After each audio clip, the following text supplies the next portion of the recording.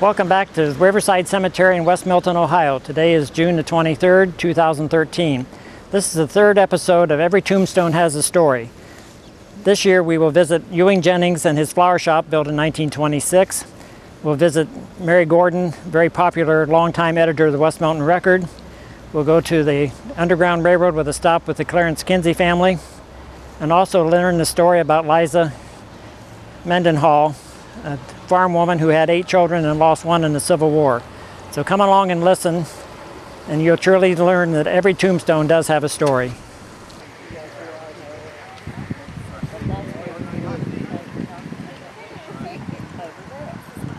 How you doing?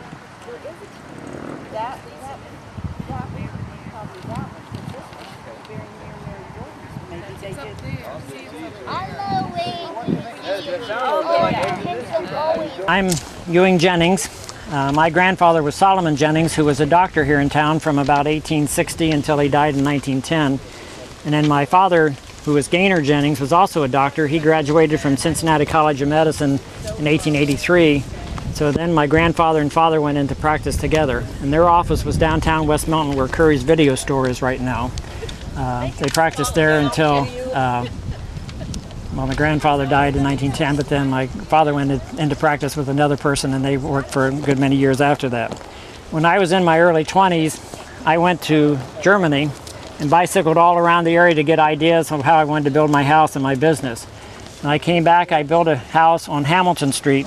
Some of you may recognize it, the corner of Hamilton and Poplar. Built that house in 1914, and that same year my daughter Roberta was born.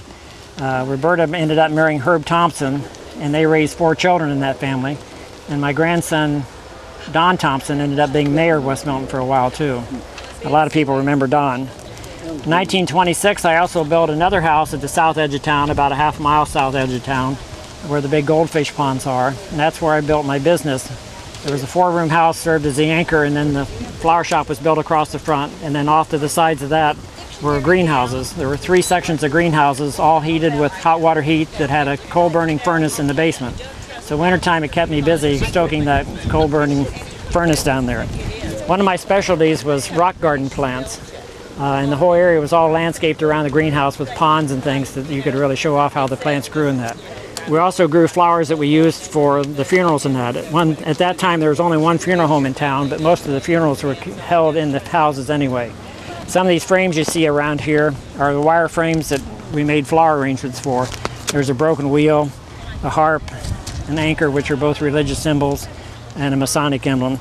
And here's some different old photographs that show what the flowers, how they were made into designs.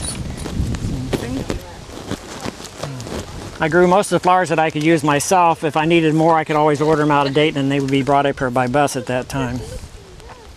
I was also postmaster here in town for a while. I was postmaster from 1915 to 1920, and then again from 1935 to 1940. So I served 2 different terms. My father was also postmaster for about 6 months in the early years too. When I was postmaster, the post office was downtown where the Edward Jones office is right now. So things have changed a lot in that time. In 1947, I sold the business to Harold Patterson, who was known as Pat Patterson. Pat had worked in flower shops in Indianapolis, Detroit, and Dayton. He come to Dayton to work at Sheffield Gage during the war and bought the flower shop business in '47. He always said that he had a hard time getting started in business because nobody knew him since he was from out of town. But in the first month of being in business, one of the local postmasters died, and he was a rural mail carrier, and some of his patrons on the route ordered flowers for the funeral, and he made a mailbox out of flowers, and everybody was so impressed with that. From that point on, he said his business took off, so he always credited that one flower arrangement with saving his business. When I retired in '46, I moved to Florida with my second wife, Gertrude. We were married in 1928. My first wife died in '25. Gertrude is one who actually ran the flower shop while I was being postmaster for a while too. Unfortunately, I only got to enjoy 1 year's retirement. My heart gave out, and I was brought back and buried right over here beside where the flowers are right now. So.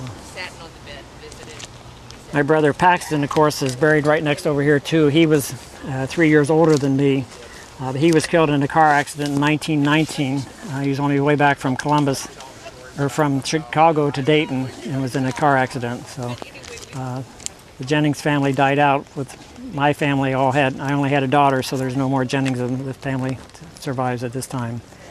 Still ancestors, but nobody with the Jennings name anymore. So, anybody have any questions?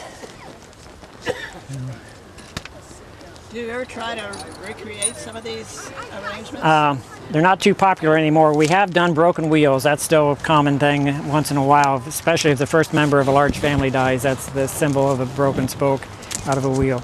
We still do a Masonic emblem and an Eastern Star, but most of the other set pieces like that are not popular anymore. Anymore people want things that they can take home and use them. Might be able to do that. Yeah. Unusual like Yeah. that. The wicker baskets, of course, are from the same period too, and the lady here in the first group was telling me that her family made those wicker baskets in Pleasant Hill. Her dad had a business, and she said from the time she was 6 years old, she helped make wicker baskets, and they have pictures of her dad's car loaded down. He would go all the way from Cleveland to Cincinnati selling baskets all around the area. So, Good evening. I'm Barbara Tinnerman Cecil, but tonight I'm going to tell you about Mary L. Gordon. Many of you may remember her as she was the co-publisher, editor, and part owner of the West Mountain Record. Mary became a newspaper woman quite by accident. She didn't dream of it when she was a young girl living on a farm near West Mountain with her parents, Elizabeth and Robert Gordon, and there's their tombstone, and a house full of brothers and sisters, 10 in all. Here are just a few of them. The only kind of scoop that excited her back then was one that was filled with ice cream. At age 19, Mary needed work. The Record was most interested in hiring her sister because they thought that she wouldn't get married. However, it was Mary who took the job and her sister who got married. In the early history of the newspaper business in West Mountain, it started in 1880. In April 1902, the owners and brothers, Jim and Charles Radabaugh, did the reporting. In 1911, Mary started as a hand compositor or a typesetter. A few years later, Mary, using the Hunt and Hit system, banged out the type on a new linotype machine. But in 1925, when the Farmers Institute was held, Mary attended and started to write. Every Tuesday, Mary would make the rounds gathering news. You'd bump into her if you were on Miami Street. She was always carrying a notepad. Mary deserted the Record in 1920 to work in Dayton, but after 1 month, she discovered her expenses ate up her higher salary, so she returned home. On April 1, 1927, Miss Gordon bought into the partnership and changed the name to the Record Printing Company. Cecil Hodgin came to the Record in January 1929 and began work as a linotype operator and printer. In June 1943, Mr. Hodgin purchased the interest in the newspaper from Tom Radabaugh, and following the death of Charles Radabaugh in 1944, Miss Gordon and Mr. Hodgin purchased his interest. In 1945, George Hodgin, son of Cecil and a senior in high school, began working for the Record until 1966. It was a family effort. Cecil and George would walk home for lunch and then walk back to work, and Cecil's wife, Madge, helped fold newspapers for delivery. In the early years, the newspaper sold for 5 cents. Do you remember that? I do. Or $2.50 per year, and it consisted of 4 pages with the big happenings on the front page. Mary brought to the attention the birth, the marriage, or the death of every resident in the area. When interviewed, she had no idea how many, but thought it must be in the thousands. Those are the big events in a small town, said Mary, in explaining the difference between her 4-page weekly and a city paper. She remembered only one local murder. That was in 1931 when Ed Burkett was shot at the sweet shop on North Miami Street. And then, do any of you remember the wonderful All Sorts column? Do you remember the All Sorts in the West Mountain Record? Where I still miss her. I do too. Where so-and-so went to so-and-so's house for dinner and all that type. Mary usually started her column by writing, "You'll be happy to know," and then she would continue. The newspaper also printed wedding and funeral announcements, sale bills for car dealerships, just about anything that needed printing. West Mountain was a peaceful place, according to Mary, but the most organized town she ever saw. She was a member of the Business and Professional Women's Club, the American Legion Auxiliary, where she was the first president of the Gingrich Ponce Post. She was also a member of the Sharon Lodge 132 of the Order of Eastern Star, the Miltonian Women's Club, the Rebecca Lodge number 256, PTA, and a lifetime member of the Hoffman First Methodist Church. She also enjoyed Wednesday night bridge club and the Progress Club. Mary always baked a fruit cake for Christmas, and they were pretty good because Mary would paint the cake with brandy. She and her sisters gathered at 234 Main Street for Christmas, and they took their nieces and nephews to downtown Dayton by bus to have lunch at Wright's. And the children really enjoyed it. It was a special treat to go to downtown Dayton for lunch, wasn't it? Yeah. Mary retired in 1965 when she and partner Cecil Hodgen sold the newspaper to Vernon T. Bowling of the Bowling Mormon newspaper in Tip City. John Ball was appointed managing editor. At the time of the sale, Miss Gordon wrote, "After having served with and lived in the community over this period of time, we feel the community is a part of us and we are a part of it. We were interested in its advancement and ready to give it publicity, happy when events were pleasant and share with those in grief." She worked for over 54 years. Mary was friendly with everyone, and she knew everyone, and she always managed to get a news item out of everybody who stopped to chat with her. Mary told George Hodgen that she would like her obituary to read that she was the first lady to run the linotype in Miami County. Funeral services were held for Mary, who died at the age of 87 in January 1979 at the Miller Ream Funeral Home. The Reverend Ray Vincent officiated. Mary never married nor had children. She devoted her life to public service and to West Mountain, and we are the better town for having her. This jewelry was Mary's. It was loaned to me by Joyce Kashner, and Ted Kashner was a niece of hers, and this is a type of a dress and hat that Mary would have worn. So thank you very, very much. Thank you for coming.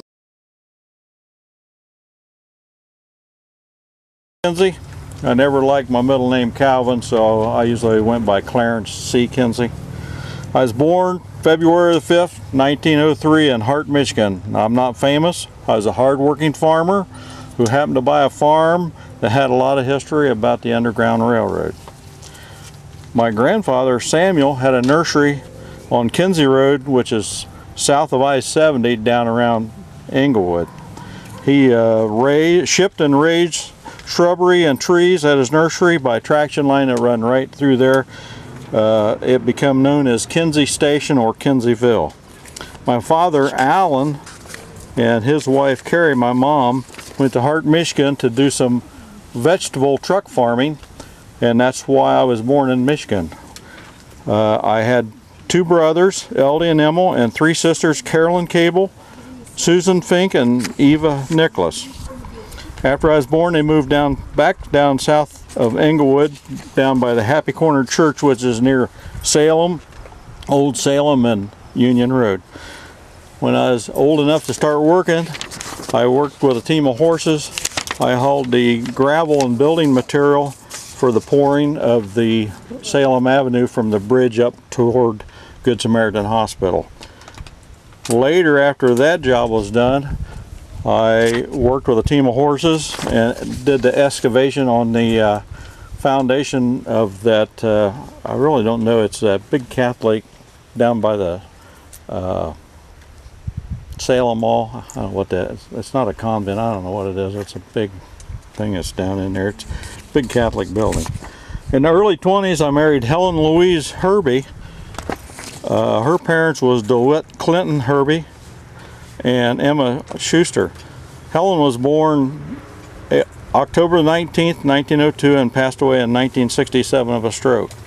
Helen had two brothers, Bill Herbie and Clinton Herbie, and a half-brother Howard, and two sisters, Emily and Harriet. When I started farming, I rented farms over around Vandalia and Huber Heights. That's where we started farming.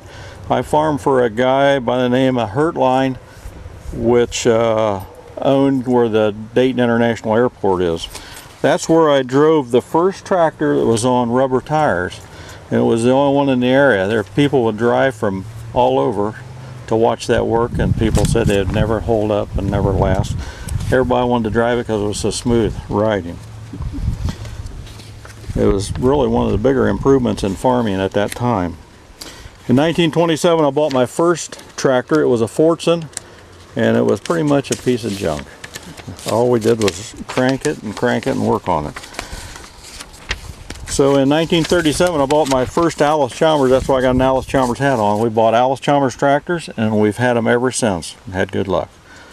Helen and I had 4 boys: Robert, Richard, Roger, and James. 2 girls, Evelyn and Betty. Robert married Ruth Bordewish. There, he and her is buried a couple sections over here. Richard married Ann Blackburn, and he's buried right here next to me and Helen. Roger was married to Sue Eichmeyer, and they're buried over, or he is buried over on the other side. Jim is married to Judy Broomball. Evelyn was married to Orville Cress, and they're buried right over in this area. That's how we're connected with the Cresses. And Betty married Harold Crow from down around Brookville, and she's buried over at West Alexander. In 1944 and 1945, Helen and I bought the old Elliman farm, and as you can see on these plot plans, I lined where it was.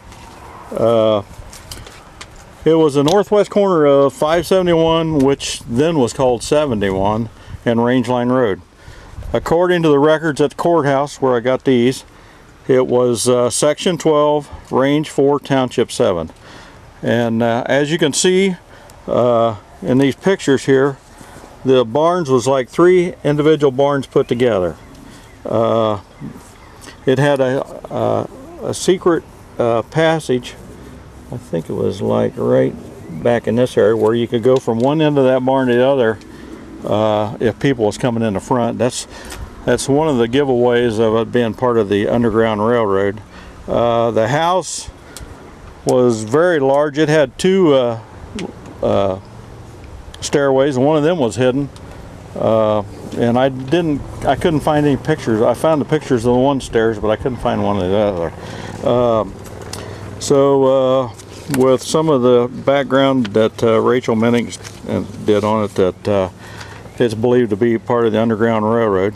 This farm was located right next to the Randolph settlement, which was known as Hanktown. I noticed on this one it's got Randolph settlements. I don't know if any of this farm was part of that settlement at one time, but it is right next to it. I am sure of that. If you ever go out 571, there's a marker out there on the other side of Rangeline Road on the cemetery. It was a black settlement, and it was known as the Randolph settlement. And Randolph was a John Randolph from Roanoke, Virginia.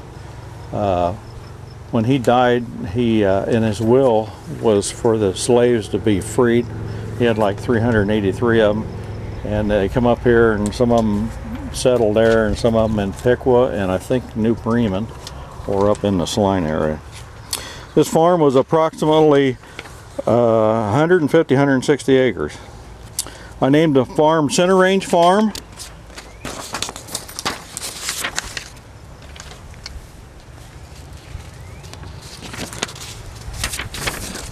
Some of this is Center come from being between West Milton and Laura, and also from the Center Friends Church. that was there at the time. Range come from Rangeline Road, which the entrance to this farm was off of Rangeline Road. Along with the common crops I raised, I had a small dairy, a hog operation, and raised beef. For years and years, I had only OIC, which stands for Ohio Improved Chester Whites. That's what this hog hurdler was used when I showed hogs across the United States and at different fairs. I was fairly successful at that. After moving to this farm, my youngest son James was born, and we started having, we called it the Jimmy Stewart picnic, and it was on every Father's Day for years and years and years. Besides having that, we had many family get-togethers, including we made a lot of homemade ice cream, ate a lot of ice-cold watermelons, had wiener roast, we had Halloween parties, Thanksgiving parties, and we always had Christmas dinner there. Also, kids would go sled riding during Christmas. There were some really nice hills on the farm. I put a light pole down in the pasture, which I'm looking at this, which is kind of back in this area. And the reason I did that was Center Friends Church would practice and play softball out there. They played out there for several years. Actually, there was a guy here a little bit ago that used to play out there. My sons and I started digging and selling pit run gravel from a pit in the early 60s. Some of the material was used under the concrete on I-70 when it was built down here around the Inglewood, Brookville area. Also, I donated material, and my son Richard donated excavating for the new Center Friends Church when it was built in the mid-60s, the church and the parking lot. I was a member of the OIC Association, Miltona Grange, and Center Friends Church. I enjoyed fishing in Michigan, farming, showing hogs, going to church, and having family get-togethers. I also enjoyed swinging and chatting on the porch swings or the potbelly stove that was in the middle of the house. And some of my more sayings that the kids would tell you that I said is, you get more corn in a crooked row than a straight row. I wouldn't worry about killing all those weeds because they'll be there when we're all dead and gone. And that's enough to make a preacher swear. One time I asked my grandson if he had a tennis racket. He looked at me like I was crazy because I was in my 70s. And I told him the reason I wanted a tennis racket was we had bats upstairs and I thought I could swing at them and kill them. We had 6 children, 12 grandchildren, 22 great-grandchildren, and 29 great-great-grandchildren. I remained on the farm after my wife Helen died in 1967. Later I married Hazel Dittmer. I built a new house in behind this house in the late 70s. In 1972, my grandson John Kress, which was Orville and Evelyn Kress's youngest son, started farming, and he's still farming that today. In my lifetime, the world and my life has really changed. We went from horse and buggy, candles, radios and kerosene lamps to electric, automobiles, trucks, tractors, planes, TVs. I lived through the Dayton flood, World War I, World War II, the Great Depression, Korea conflict, blizzard in 1950, Vietnam War, and even space travel and a trip to the moon. I had a very good life, even that I didn't even have 2 nickels to rub together during the Depression in my pocket. I lived there until 1983 when I died at age 80. In the early 90s, the farm was sold to Tom Wagner, who still lives there and owns it today. This concludes my presentation. If anybody's got any questions or comments, maybe I can help with it. Yes. Back in the Underground Railroad days, was the majority of the community sympathetic to the North, or was it divided?